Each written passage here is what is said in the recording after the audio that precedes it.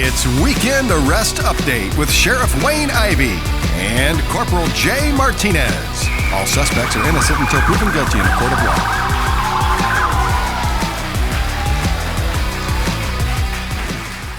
Welcome to Weekend Arrest Update, the biggest show in law enforcement. Speaking of big, here's your host, Sheriff Wayne Ivey.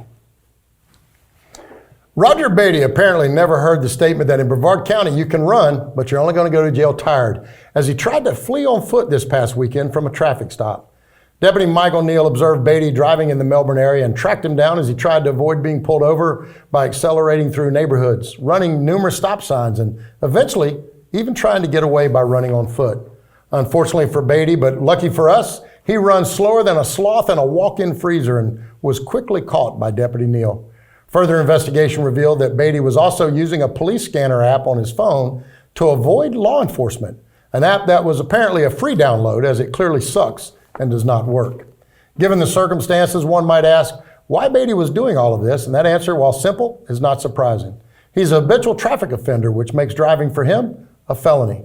Fortunately for Batty, Deputy Neal used his Travelocity app on his own phone and quickly made reservations for Batty at Ivey's Armbar Lodge with an expedited check-in time for whenever the jail transport unit could actually get him there. Batty was charged with reckless driving and resisting without violence and the habitual driving charge as well, and got a discounted cell rate of $3,500. If you're ever in a dispute with your landlord, it's best to pull out your lease agreement, your lawyer's phone number, or even the sheriff's office phone number. But pulling out a pocket knife to resolve civil disputes is not one of the recommended steps in landlord disputes, according to a new book, Landlord Disputes for Dummies, that was recently authored by Travis Warnello.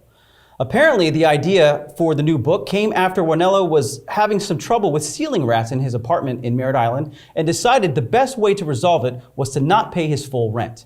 Management staff replied with giving Warnello a 3-day notice of eviction, to which he responded by flipping down a computer screen and pulling out a pocket knife. Oh boy, that escalated quickly. Management staff yelled at him to put the knife away, which he did, and Warnello stormed out of the door. Deputies conducted their investigation, which in the end resulted to Warnello being arrested for aggravated assault with a deadly weapon without intent to kill and being booked into the lodge with a travel voucher of $5,000. On a bright note, Warnello no longer has to worry about being evicted from his new living quarters, but without question will still have to live with some rats. Deputies arrested Timothy Barron, who was not only driving a motorcycle with a suspended license, but also had an active violation of probation warrant, which automatically qualified him for a courtesy ride to the Brevard County Jail. While the VOP warrant guaranteed Barron access to the exclusive and often overbooked Ivey's Armbar Lodge, Barron wasn't leaving anything to chance, as Deputy Thomas Farringer, who conducted the initial traffic stop, found Barron to be in possession of almost 10 grams of methamphetamine at the time of his arrest. Barron was, of course, welcomed at the lodge by our reservation and booking specialist, as he was placed in one of our spacious open floor plan suites that can cost patrons up to $20,000 at time of checkout. As part of our special guest package, Barron also received a complimentary t-shirt that says, "I'm methed around and found out in Brevard County." Jeez, I cracked myself up. You see what I did there? I did. Methed around and not messed around. Yeah. So good.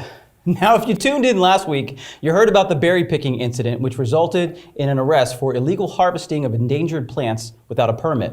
This week, we got 3 more berry pickers named Justin Horn, Dustin Maggard, and Devon Streeper, who were all found harvesting palmetto berries, but this time they had a permit. What they didn't have was the landowner's permission to harvest the plants. Man, what the hell is in those berries? I don't know.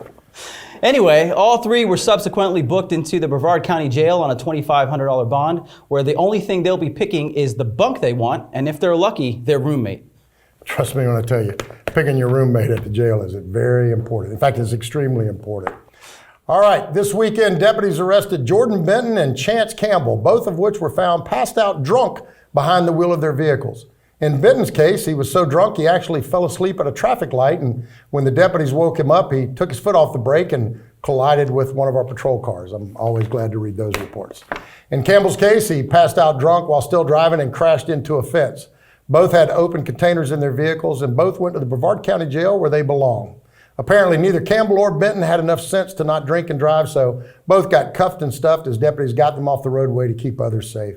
And speaking of driving, school in Brevard County started back in full swing this week, so please drive through neighborhoods and in school areas like your kids and pets live there, so we can all do our part to keep everyone safe. From all of us here at the Brevard County Sheriff's Office, drive safe, stop illegally picking those damn berries, don't drink and drive, don't pull knives on people, and don't meth around and find out. Because if you do, sooner or later, your teeth are going to look like Jay's. Stay classy, Brevard.